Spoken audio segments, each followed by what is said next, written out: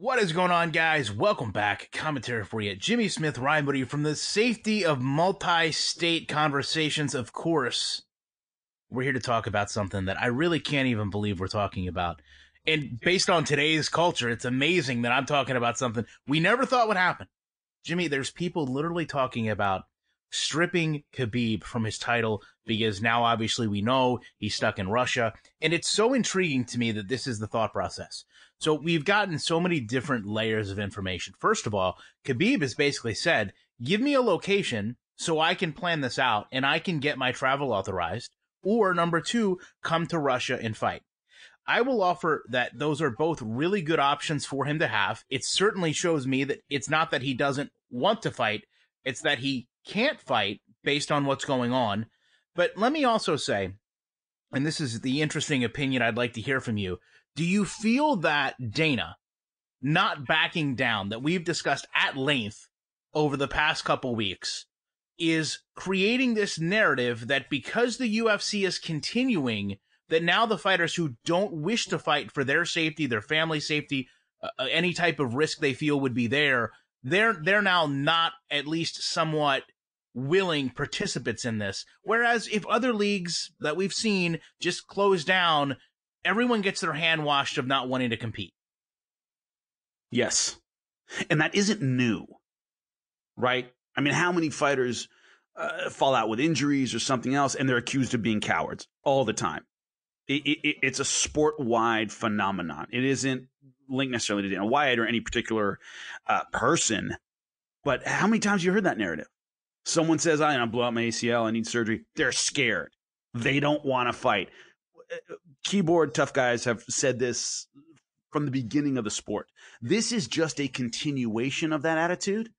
And the difficulty is Dana White's behavior up to this point reinforces that attitude to some degree. Where the UFC is pressing on ahead. What does that mean? Fighters have to press on ahead. I don't care that your school might be closed. You can't get training partners. You can't get the resources and facilities you would normally have to prepare for a fight. We're talking sparring partners. We're talking training partners. We're talking strength and conditioning coaches. There's a whole ecosystem required to get a fighter ready to fight. They don't have that.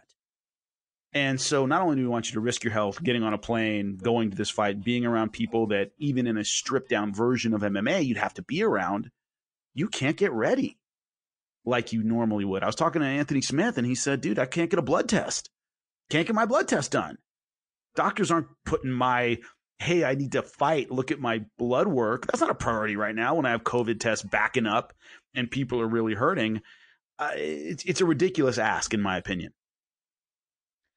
I also would say that, in fairness, having been through some camps, you as well, and known how fighter pay structured and worked, Khabib is losing the absolute most out of this. It's not that he's just some innocent victim that's not getting his payday. He is literally losing massive revenue from gate, massive revenue from pay-per-view.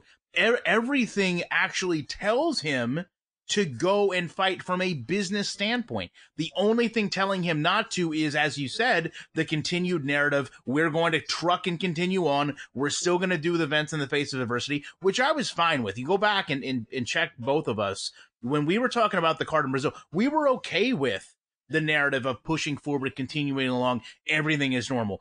I'm sorry. Since that point, a lot has changed. And unfortunately, it's changed my opinion of how things need to go forward. And continuing to do this, I think, if nothing, just puts an A, unnecessary stress on Khabib, but B, I don't know that I've heard anyone else talk about the rest of the roster. If you're talking about stripping the champion, which the UFC has done some egregious things in its 26 years, this would probably be the most egregious. If you're going to strip a champion of a title that's not willing to fight during a global pandemic, how do you think the fighter on the undercard is going to feel? That's saying, hey, I don't know that I'm going to leave Missouri to fight somebody in, say, Ohio, right? What is that guy's job security? Zero? If they're going to take the champion, how do you look at that as a fellow fighter and say, yeah, no, I feel great about where I am? I mean, I hate to say it, that's probably, and again, there's a long list of things that they've done that I've scratched my head at, in some of which I've been right, in some of which I've been wrong. The Reebok deal I was completely wrong with. But I just can't think of anything they did that just, there's no one I think that's okay. Other than Tony Ferguson, there's no one that's looking at this and saying, yeah, no, this is the absolute wrong thing to do. The insanity of the situation is people talking about stripping Khabib for making what is the responsible choice. Now, you may not agree with it. It is the safest, most responsible choice. It's the choice most Americans are making right now. We're all sitting at home. I'd like to be out doing stuff too, but I can't. We're all being asked to make sacrifices, and this guy is making that sacrifice, and he's seen as making the irresponsible choice. When, let's face it, John Jones does irresponsible things all the time. He's not getting stripped. You're going to take the title away from someone who's doing the responsible thing and leave it on the waist of people who aren't doing responsible things.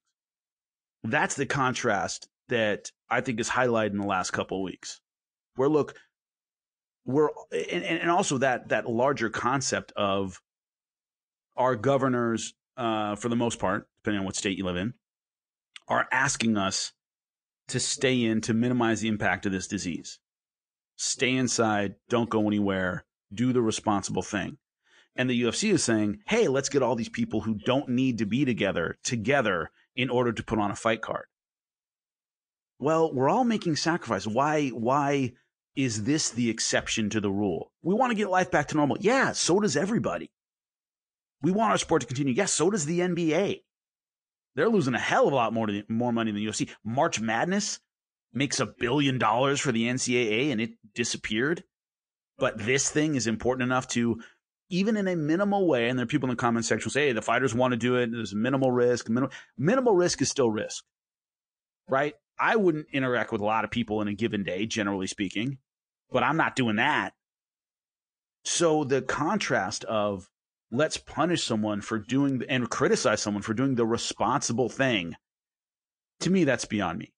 He has every right to make that choice, and I don't think you can denigrate him for that. And I wouldn't be upset if he said, hey, I'll fight. I don't care. I'll get on the plane. Okay, I would respect that choice too. He's an adult. We're in a very difficult time. It's his choice to make, and he's making it. Let me put it to you this way. Can we agree that this is a personal decision for him to make? Yes.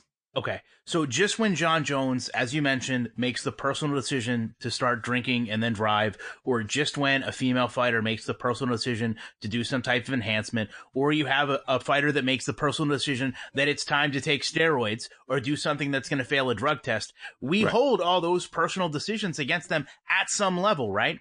No one has ever said, hey, I don't think this girl needs to stay in the UFC because she got pregnant and she doesn't want to fight through her pregnancy. That would be the most irresponsible and ridiculous thing that someone would say. Yet here, in a personal decision where Khabib is saying, listen, I don't want to travel because I'm worried about my own health, we're essentially taking this a step further and calling for his title to be removed.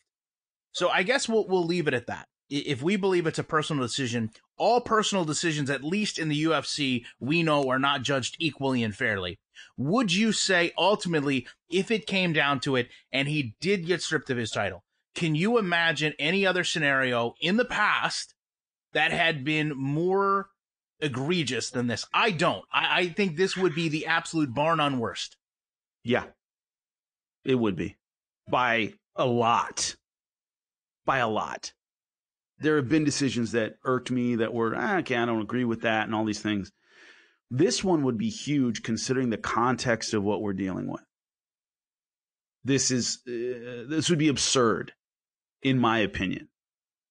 And there's no way that any other sport, and I read an article today about this, that, you know, one of the things about the UFC, we want it to be bigger, we want it to be more quote unquote mainstream. A mainstream, you know, the NFL doing this, and the NBA doing this, some other sports league doing this, trying to put on a show in an environment like this would get stomped by the mainstream media. The UFC's conduct has been pretty much under the radar. People would be yelling on SportsCenter about this, especially now they're starved for content, if this were any other sport. But it's not. It's UFC. And Do not greenlight Stephen A. Smith, Jimmy. Do not. Do not. I won't do that. But look, when it comes to conduct like this, you bring up an excellent point. What I bemoan Stephen A. Smith about is questions about a fighter's heart when he doesn't have the technical knowledge and background to do that. This is a wider moral choice that I think any human being could look at and have an opinion. Because this is a moral choice. This is not about the nuts and bolts of a leg lock, okay? This is a moral choice about getting people together when they don't have to be together. I think the best way to put it, and I've said this before, the UFC wants attention. They don't want scrutiny. Mainstream scrutiny would crush another sport that tried to do this. And the UFC is kind of flying under the radar with this. But can you imagine the NBA saying right now, look, we're losing too much money, we're going to put on games? They get stomped. And I just haven't seen a whole lot in the mainstream media about this. And I think stripping Khabib under these circumstances will bring more scrutiny. And I think it would be unbelievably irresponsible to punish the safe decision that he made. Yeah, I mean, it would be very similar to the NFL saying, hey, listen, we're not going to start the season on time, so the Kansas City Chiefs have been stripped of the Super Bowl title. They can't defend it, so they're done. Everyone would be like, wait, that doesn't even make sense. And the other side of this is, we're in the MMA bubble. We're in the UFC bubble. Boxing is not stripping champions because matches are being canceled. Their matches are being canceled, but they're not taking this additional step of saying, okay, it's time to strip your 16 belts because this kickboxing federation isn't going to continue because we're going to close down for 2 months. So it really is, as you said, it's flying in the face of what every other league is doing, both in not only their constant need to just continue to put on shows, or desire to at least, and then B, reprimand their athletes for apparently not showing up when they don't want to show up for, I guess, what ultimately will be contested is the validity of the reason in terms of them fighting. And I think basically that's the argument we have as a society. You either are taking this one way or you're taking this the other. And I think a lot of it obviously brings up a lot of interesting context against our sports, whether they're on or whether they're off. Love to know what you guys think about this. Appreciate you checking out. And we will be back very shortly with more commentary.